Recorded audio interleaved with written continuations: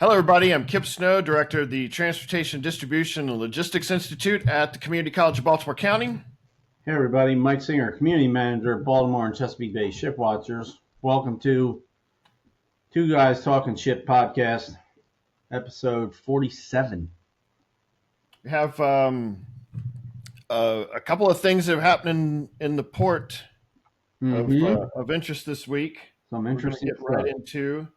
First off, how we doing? We're up at like 6:30. I'm like, oh great, we're gonna record this thing at 10 a.m. We're only an hour and 20 minutes behind. Yeah, we're normally not this bad. Coffee's just not working this morning. Something. Yeah. Yeah, no, that's. So remember when I couldn't find my Shipwatchers mug from last week? Mm-hmm. Yeah, still couldn't find it, huh? Still couldn't find it, so another replacement. Yeah, but that one's appropriately themed mug, but still not the prop that I'm. Understood. Just got to go find the mug. Right. Yeah. In my spare time. Exactly. Hey everybody, so if you're watching this, give us a like, subscribe, and hit the bell to be alerted to new podcasts as they come available if you're watching on YouTube. All right, let's go ahead and get into some shipping updates. You got some updated metrics, but you also had a holiday weekend. Right. So, as we typically talk about, we're talking about the publicly available truck transactions metric from Ports America that they put out every week. So the last 4 weeks. So we're talking about average daily truck transactions. So this is every day. So 4 weeks ago, 3,887. And that's the week that had the 2 days over 4,000. Then 3 weeks ago, 3,899. 2 weeks ago, 3,746.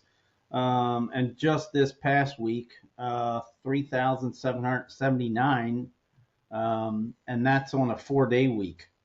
I actually thought maybe it would be higher because they're trying to pack more into 4 days than 5, but that's probably one of the areas where when I'm looking at metrics, related to the industry, and I'll look at those average, what are the averages, but also what are the totals? So what are the weekly totals for actual container movements? And that also paints kind of a different picture, probably explains the same situation.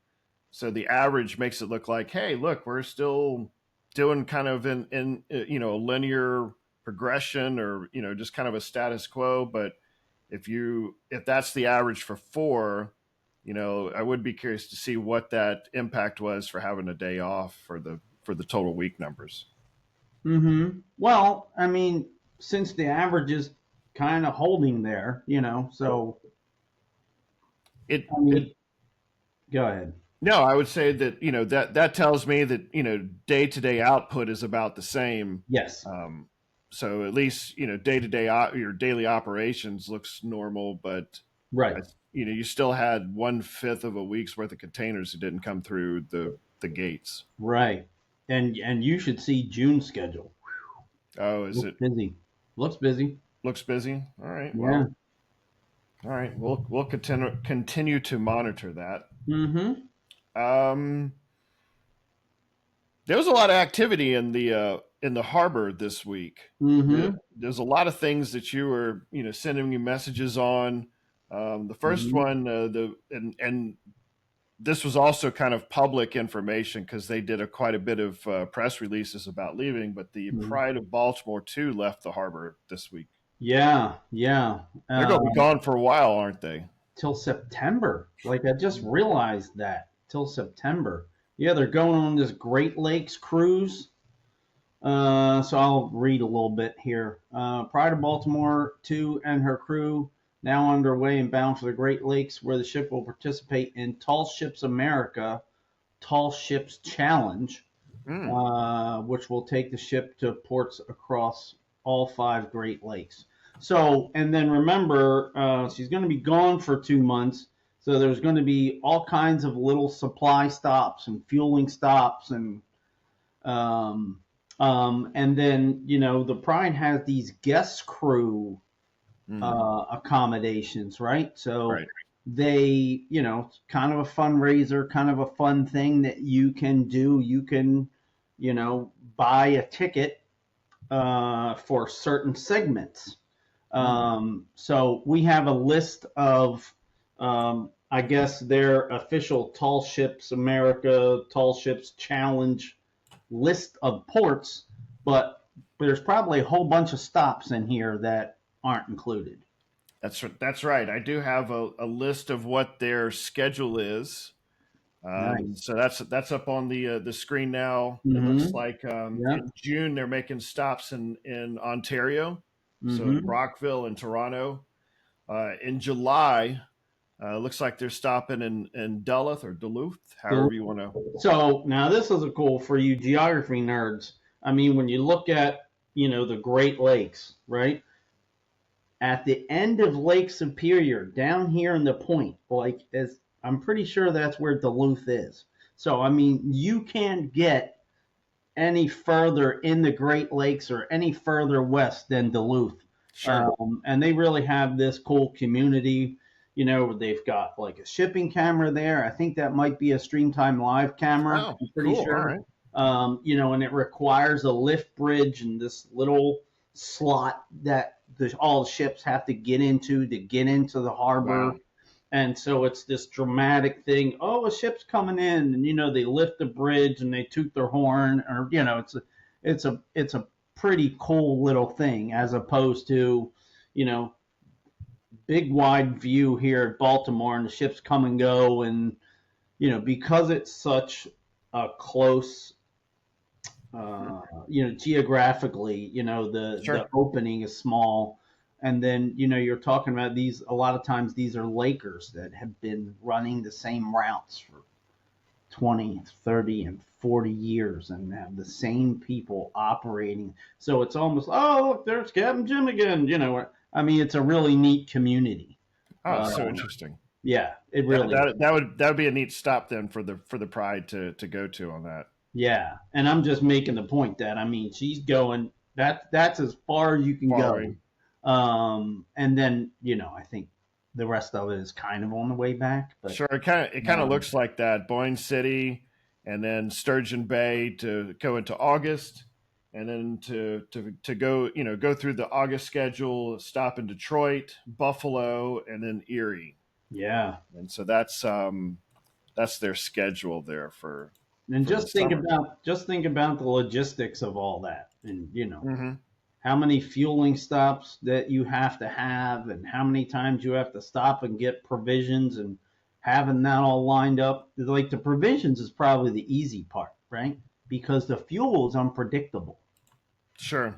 So you have to have, and this is just off Hmm. the cuff. You have to have way more fueling or bunkering stops planned than you need, right? Because you're going to try to be doing some sailing. And so Sure. if you do a whole lot of sailing, then I don't know, maybe sometimes you only fill up halfway, or be Oh, I interesting. mean, Gee, there's an idea. 47 podcasts in. Let's have somebody on the Pride, maybe a captain, would tell us how this works. Gee, that sure.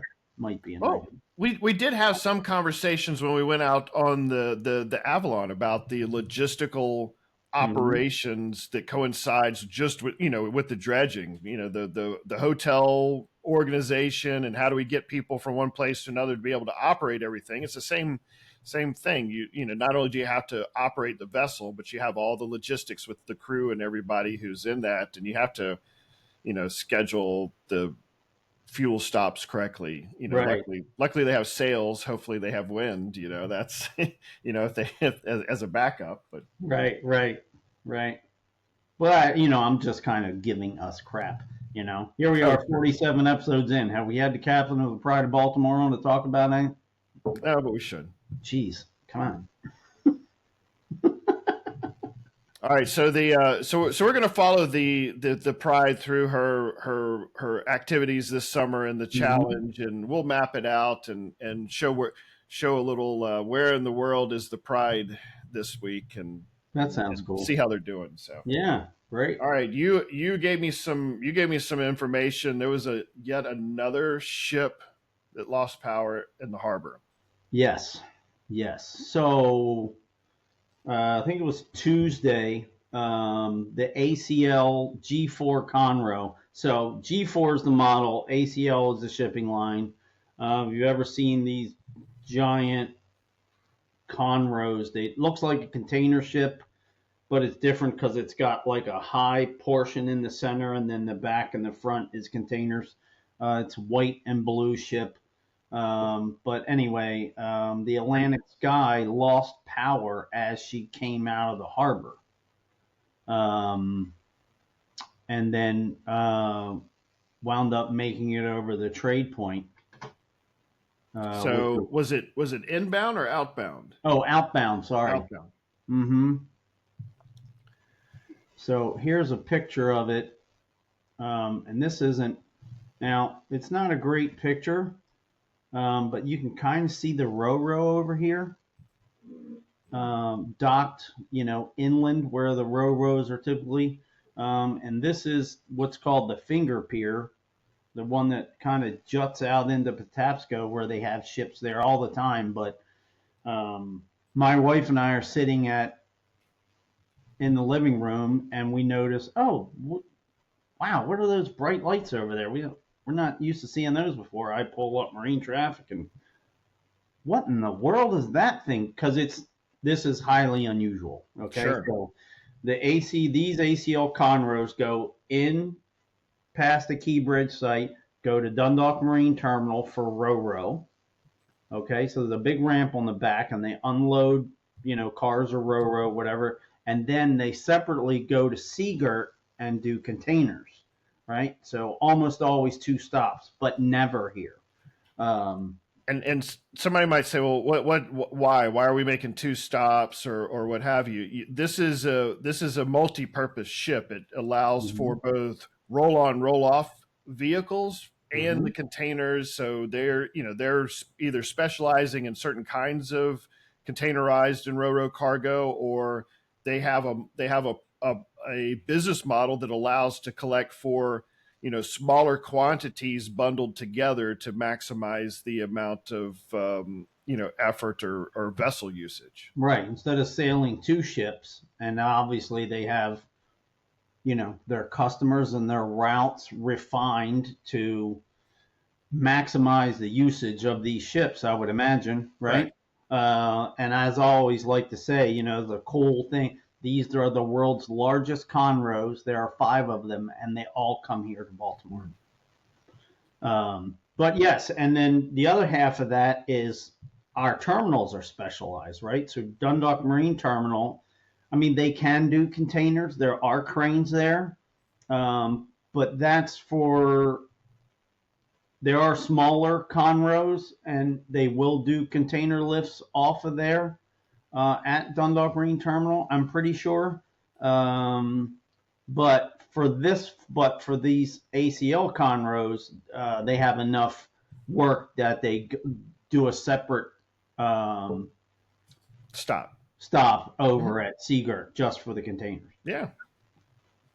So here's the interesting thing. We actually have audio from the Marine Band of when this happened. All right. Here's some audio from the transactions from the ship, and now in some of the places, some of the sound is a little garbled.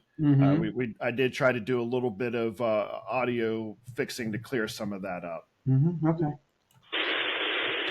Yeah, Joe on the Aquarius.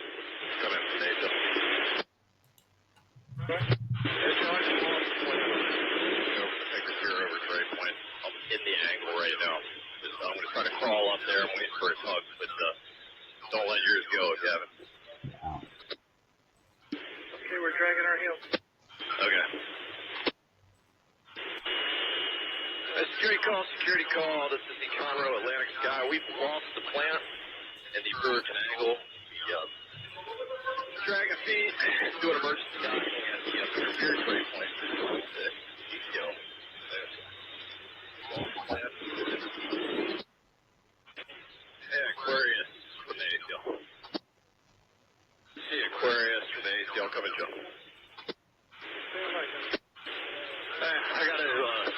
so I got a dead slow bell. I'm going to crawl up here. I'm still going to be able to put her at that next pier trade point. So, anyhow, I'll be getting out of your way, but it's going to be a little bit. But anyway, I'm making way again, and I'm going to get her up there to that channel as fast as I can. Okay, yeah, we're stopped and just drifting, just trying to maintain. Just keep us posted. Thanks. Roger, thanks.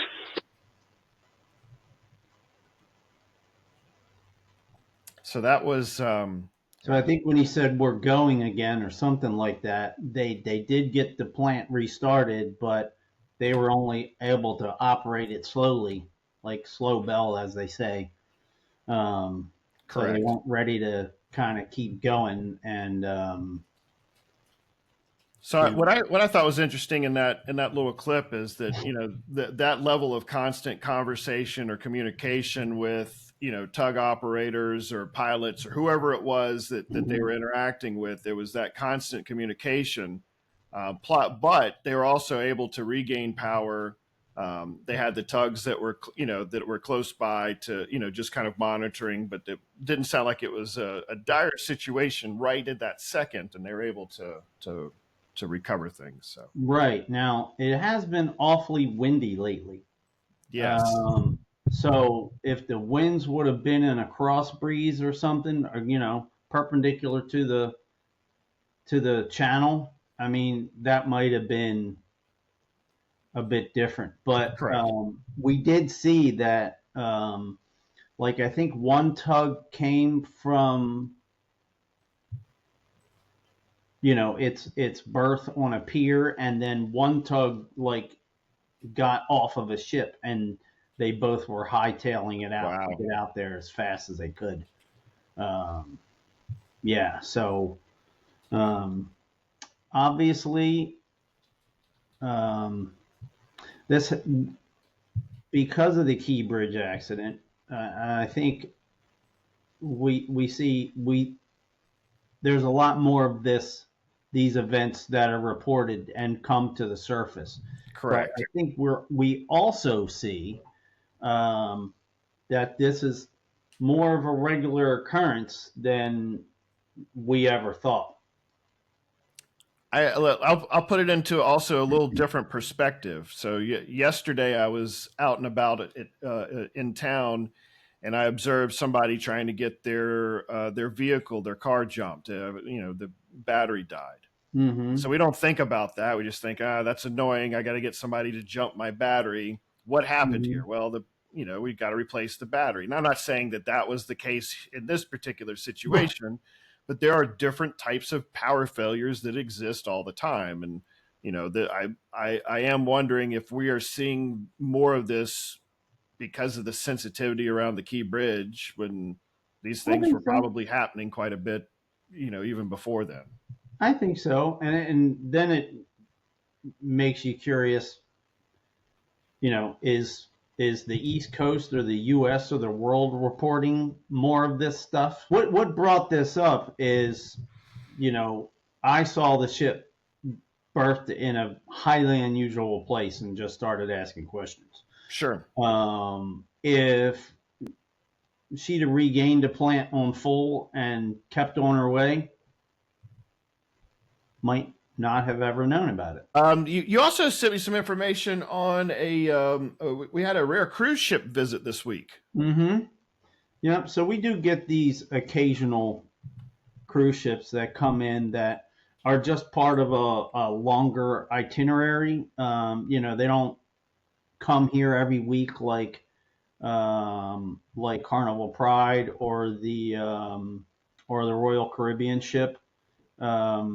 But, you know, they'll stop into town on their way down, up or down the East Coast, and, you know, maybe people, you know, tour some historic sites in Baltimore, or maybe more likely go to DC, since it's just, you know, a short bus ride away. And people, you know, from overseas get to come in and, you know, see the nation's capital while they're here. But so this was the Eruopa II came to town. She's been visiting occasionally for years, since the 2010s, something in there. She launched in 2012. operated by Hapag-Lloyd, which is interesting because I always think of that as a cargo Correct. operation. She'll be back in Baltimore on December 12th, and she's a German-English bilingual ship. Interesting. So maybe it's mainly German customers. Okay. But I have a friend who is interested in that and her German heritage, and so she shared that with us.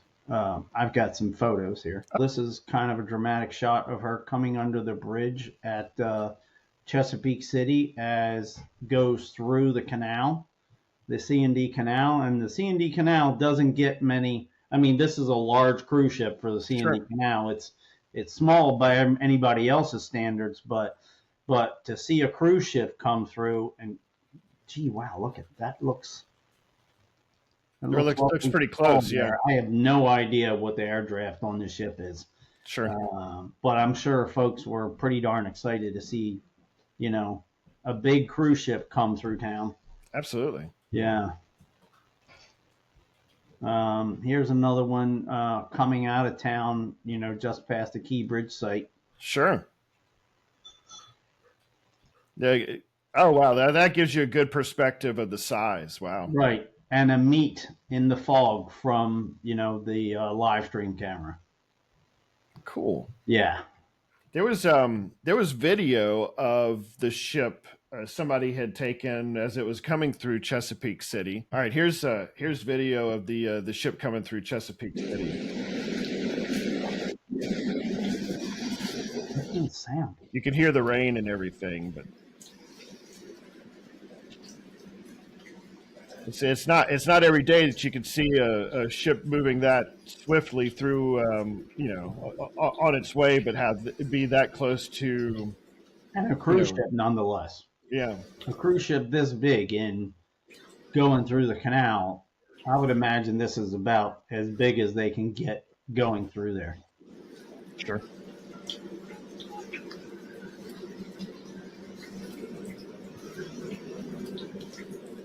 So pretty cool to, be standing there, maybe coming out of a restaurant or walking down the city street, and then all of a sudden there's a cruise ship in front of you. Right. All right, so that's neat to see some of the cruise ship operations, maybe not in the traditional sense of the Royal Caribbean or the Carnival coming through to the terminal. So.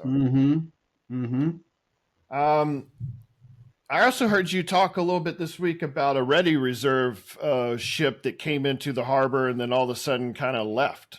Right, and I like to call it, a ready reserve gray hull ship comes to town. Or does it? So, we all spotted this ship coming into town. And she was brought into town. She, brought through the harbor by 3 tugs, Kate, April, and Lynn Moran. And then went to North Locust Point, which I don't know if you remember the Antares and the Denobula. Yeah. Were the 2 ships that were in North Locust Point, and they had the 2 ready reserve ships, those gray hulls, and they had been there for years. Right. And then they left. Supposedly they were old and they were going to get scrapped, and so we've always had 6 here, pretty much on and off by 1 or so. 2 at Port Covington. 2 at Canton, just up from Rooker Terminals, and then 2 at North Locust Point. Now there's 3 just north of Rooker, so we're at 5. So 1 more would get us back to 6, which is normal for here. Sure. So she comes to town. They bring her all the way in, all the way to the pier, which we should show this, but it's not much of a pier. It looks like the remnants of a pier, and but that's what they've used for years. And supposedly, like the fendering system or something at the pier wasn't ready. Mm. So that's interesting. How does, I guess, some breakdown in communication or something? Because you wouldn't bring a ship all the way up the bay and then 3 tugs and all the way in. Because, I mean, that's a pretty darn big ship. And to get it, Sure. through the, what do we call that? The Lazaretto Strait? In between Fort McHenry and Ricker Terminals, Right. and around that bend and over there, and back it in,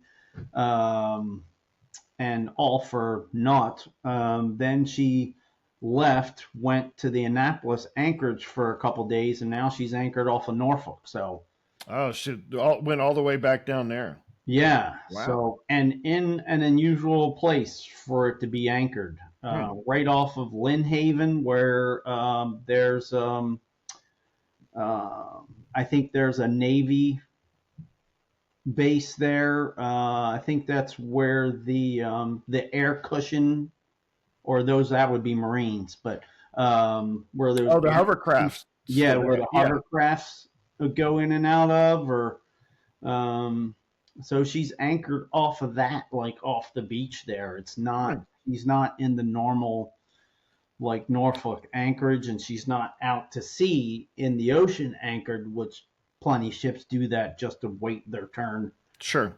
I wonder if that we will see something here in the news shortly with whatever the solution is, that they had to do some modifications, or whether it's at the pier or on the ship or something, and yeah, wonder if she's supposed to be back. Yeah, I mean, I'm sure it won't be like on Channel 11 or anything, but Sure. Maybe in our local maritime circles, we might eventually hear from that. Sure. I do have contacts with some folks that work on these ships, so maybe we'll be able to find out. Here's some pictures though of her coming to town. Oh, okay. I love this one. This is. Let me see. Can I get this right? This is probably just into the Fort McHenry Channel, right? Okay. So she'd be in Brewerton, kind of coming across like in front of Sparrows Point, and then there's like a 20 or 30 degree turn to starboard to get lined up to come straight through the Key Bridge to Fort McHenry, and that's called the Fort McHenry Channel. We remember that from all the recovery from the bridge. So I think that's about where this shot is. This is a pretty good zoomed in shot. Now, if we come up here, I just noticed this. Check this out. They've got their own fenders. Wow, this is a really great high res shot. Wow. Look at the fenders up there. Yeah. And the accommodations ladder and all that stuff. Let's see what else we have here. Got a bunch of pictures. Oh, here's a cool one. Oh, look at that. Yeah. So if you really want to have a sense as to what the harbor pilots have to do sometimes in order to function. Right. When we were on the Brown coming back from dry dock in Norfolk last year, we saw some of the pilot exchanges with the Brown, and it was a seamless transaction. Wasn't anything near like this where they had to climb such a rope ladder just to get up to the gangway. But these are some of the conditions that you do have to operate in. Right. And remember, the John Brown was a very unique situation in that we saw, well, it was the Virginia pilot was on board, right? And then the Maryland pilot came up, and two separate pilot boats, like right behind one another. So that was a pretty unique. In Baltimore, we see them getting on or getting off. But when we were on the John Brown, we saw, the exchange of the two different pilot organizations and their pilots. That was really cool. But also, like I like to say, shipping doesn't stop, right? So now imagine let's go to some extremes. Okay, it's raining. It's 35 degrees. It's nighttime. Winds are at 20 miles an hour, and there's 2 and 3 foot seas. And now you got to get on a slippery ladder and climb up in the dark, in the wind. And then, because shipping doesn't stop. Correct. It doesn't. So the other thing I'm observing in this particular picture is that rope ladder goes straight up. Mm-hmm. What if that gangway wasn't there to go catch the pilot halfway? They had to climb all the way up on that thing. Right. And I think there are some regulations based on how tall the ship is and whether they need that gangway to be there or not. I should know that. So Mike at BaltimoreShipwatchers.com, if you have the list of all the stuff that I always say I should know that, we're probably into the 50s by now. But yeah, really great shot. I think this one may have been from Robert. Yeah, but a great shot of showing the pilots doing their work here in the harbor. Nice. Now here's a pretty darn unique shot, because here is the stern of the Pomeroy. Look up here. This is neat. Can we see these? These are the emergency lifeboats. Yeah. That just like open and inflate like when they get contact with water. Anyway, and then here is one of the cranes that's doing the survey work for the new Key Bridge. So this shot was as it was passing through the site. Right. And then they've been doing, as I understand it, they've been doing testing, looking for debris. Now, I thought that there might have been some kind of subterranean kind of radar, for lack of a better term, but I guess we don't have that. And so they were just kind of just taking a giant pile, like a giant pipe.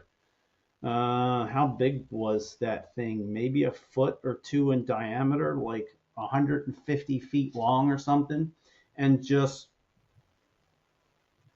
constantly like poking, looking for debris that I think might be below the surface. So when you really drive your actual piles that are going to support this bridge that's going to be hundreds of feet up in the air for the next 80 or 100 years, you want to make sure that they're just going into material and not hitting anything else. So I thought that, and this is the actual driving mechanism, and you can see like the electrical or hydraulic line, whatever this is. Yep. That it clamps to the top of the pipe and kind of vibrates it into the. So remember, there was a few podcasts ago, didn't we show those pictures that I took from the boat? Yes. When we saw that that pipe had been driven into the mud 75 feet. So this is a pretty unique shot to be able to put these two together. Oh, and by the way, here's a JLG lift where Mike worked like last spring. There you go. Let's see what else we got. Oh, here's a cool dramatic shot of it at anchor, and you can really get an idea for the size of this stern ramp. There's a great one. That's a nice with the sky coloring and the calm waters. Mm-hmm. This is I'm pretty sure this is from our friend David Seitz. He's famous for these beautiful dramatic shots. Sure. And we appreciate him sharing those with us. Now, I keep bringing this up, and one of these days, it's only been 7 years, Kipp. One of these days, I'm going to understand it. I'm going to have to write this down, put it on a piece of paper, and I don't know, put it on my computer with like a Post-it or something. So there's two different groups of gray hulls. One are Marad, and there's another group that isn't. They have two different stripes at the top of them, and that's how you can tell them apart. I still can't, for some reason, I can't keep this straight in my head, and I just call them all ready reserve ships. And when I mention it, I put it in quotes because, i.e., half of them aren't ready reserve ships; they're called something else. Mike at BaltimoreShipwatchers.com. But I thought that was an interesting, and you can see that you can see the name board up there. Let me see if I can zoom in a little bit. See if you can zoom in on that. Yeah. Oh, this is a different one, or did it get renamed? Oh, maybe I'm sharing the wrong picture. How about that? Kind of looks like it. Yeah. That's a U.S. Navy ship. Yeah. I thought you said so was the Pomeroy. The Pomeroy is a USNS. So, and some of them aren't, and some of them get transferred between the two organizations, and then they get renamed. It's not a full rename. It's like a half rename. Like it still has the name Pomeroy in it, but it would have like the full name or anyway. Let's see what else. Oh, and here are the close-up of the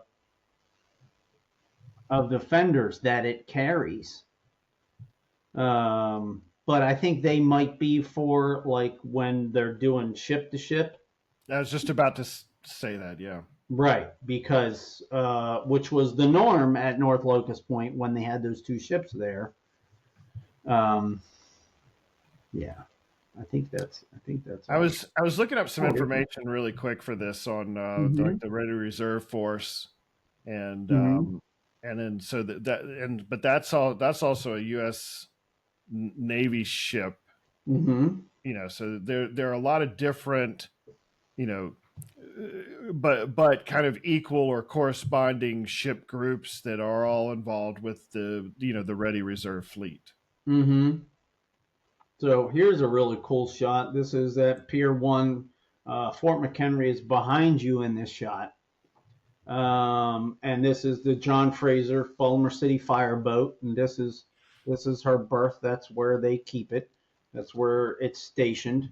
And then this is the two of the three tugs that were bringing in the USNS Pomeroy this past week. Pretty cool shot. All right, so kind of in conjunction to what you're just showing here is the kind of the full list of the Maritime Administration's National Defense Reserve Fleet vessels, and so this kind of gives you the full mix of what vessels are out there, what they what their makeup, what their capabilities are, and where they are stationed. This one doesn't list the stationing, but there is another document that shows where each one of these ships are stationed currently. Right, and I leave that up for a minute. I had an older one from 2017 that showed, like a map of the country with little bullets, showing where they were all positioned. So that one was cool. But I think that this is just, quote unquote, one half of the ships, because this is just the Marad side. Now, also notice the stripes on that ship in the top right corner of that graphic. It's red, white, and blue. Right, not what was the ones that we just showed, green, blue, and red, something. But it wasn't red, white, and blue. So, correct. And that's one way that you can just look at the two from a distance and can kind of tell. Be able to identify them. Yeah. All right. Good. Little 101 right there. Yeah. All right.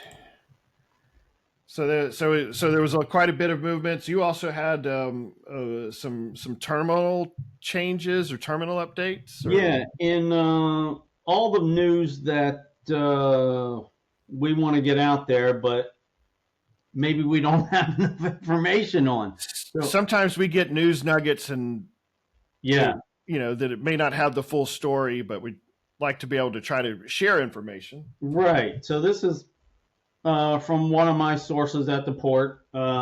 So Red Hook officially took over the ship's ops at Chesapeake and Atlantic terminals today. So that's interesting. And we did some research, and we really couldn't dig anything up that was worth elaborating on. So yeah, there was a press release back in February of 25 that announced that Amports had taken over operation or had gone into an agreement with them for the Baltimore terminal operations, but there hasn't been any other press releases or anything that we can find. It may have just been a business transaction, but we're going to try to find some more information on it. Yeah. So that was interesting. And then, just so you know, so Chesapeake and Atlantic terminals are both in Fairfield. I think that's correct. And sometimes when we think of terminal, we think of a big operation, right? Like Seagirt Terminal, or maybe Ruckert, where they have 3 and 4 berths to put ships, or Dundalk Marine Terminal, which is listed as 13 berths. I've seen as many as 8 ships. Each one of these Chesapeake and Atlantic terminals. Now, of course, there's a huge terminal behind it, but each one of these is really a pier. Sure.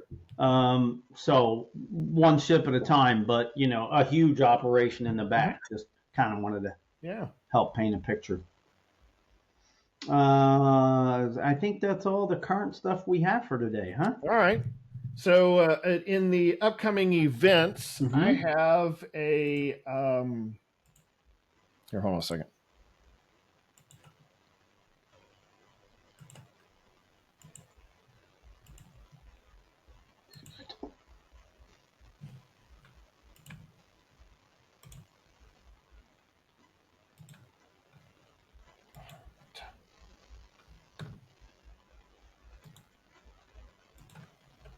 I'll try it like that then. So in upcoming events, the next big event that we have coming up is the Women's Traffic Club meeting coming for their June meeting. Our buddy Reverend Josh is going to be speaking. Nice. And the group is also having their Person of the Year award and their scholarship award winner for this year, and they're installing their new officers for the upcoming club year. So if you're interested in listening to Reverend Josh speak, there's tickets there. The website WTTCbaltimore.com, and you can go and purchase tickets for that. So that's our big. So that's our big upcoming event. I know that you've got your Woodwind sailings coming June 30th, and those tickets will be available about the week before that. So we'll make sure that June 23rd, something like that. We'll plug that. Cool. And then the Francis Scott Key buoy laying is coming up here in a couple of weeks also. So we're going to be out there to help with that ceremony. Very cool. Those are the events. In the Port of Baltimore history segment, we're starting into June. And so the around the June 1st time frame, back about You2006, want we had a start over again? You want to start over again? Oh yeah, did it not? I just sorry to be critical. Nope, I was blundering all through it. You were searching. I was searching, yeah. So let me get it ready to go here. I probably should. I guess I got to get practiced on that. So in 3, 2, 1. So in the Port of Baltimore history segment, we're coming into June now, and back in 2006, the port got a name change. Yeah. Do you know what it was before?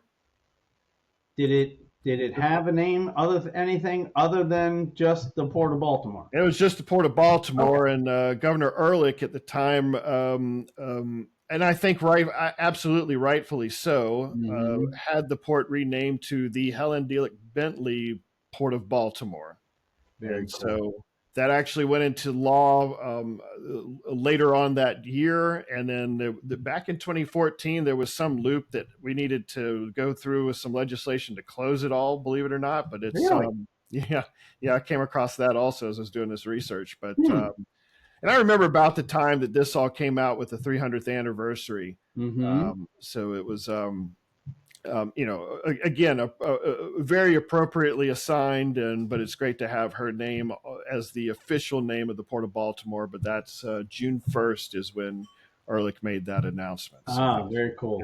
found a picture from back then that we can be able to share that. So that's Mm-hmm. our history nugget for today. Nice. Nice. All right, so that's about it that I have. Mm-hmm. Yep. So just to give a little background, we are Baltimore and Chesapeake Bay Shipwatchers. We are a local maritime advocacy group, and we help to try to teach and spread the word about the Port of Baltimore. So we're on Facebook. We have 16,000 people on Facebook, on our Facebook group. We have a website with a lot of information on there, links to our live stream camera, to this podcast. We have a swag page with some articles of clothing and glassware and hats and different types of things that you can buy with our logos on them. Ship schedules, port maps, all kinds of stuff available on the website. So if you're ever curious about, I can't remember where's that podcast, where's the live stream camera, you should always be able to go to the website, and it's pretty easy. BaltimoreShipwatchers.com. You should always be able to get back to where you want to go. Plus all of our social media links, Twix, shout out Amy Lawrence, Instagram, Reddit, Threads. We're kind of all over the place. And if you want to get the audio version, yes, you can get the video up on YouTube, but you can also go to Spotify and Apple Podcasts to get this and listen to it as you go through the tunnel every morning, like I do. You can listen as you go through the tunnel. Yeah, because if you use the app, it'll download a little segment ahead. So as you're going through the tunnel, you can catch the buffering, and by the time you get out, if you are driving more than 20 miles an hour, mm-hmm. it'll pick up the next little portion. You'll keep on going. How about that? Oh, okay. Yeah. Also, get off Mike's lawn. I don't know how this. If you go slower than 20 miles an hour, which sometimes it happens, you got to wait for the buffer to catch back up. But then it'll be okay. Gotcha. Yeah, if you get caught in a backup in the tunnel, then it's going to cut off. That's right. Basically, I'm picking up what you're putting down there. Yeah. All right, everybody. Hope everybody has a good week, and we'll go ahead and count it down. 3, 2, 1. Happy ship watching. All right, everybody. Thanks for watching.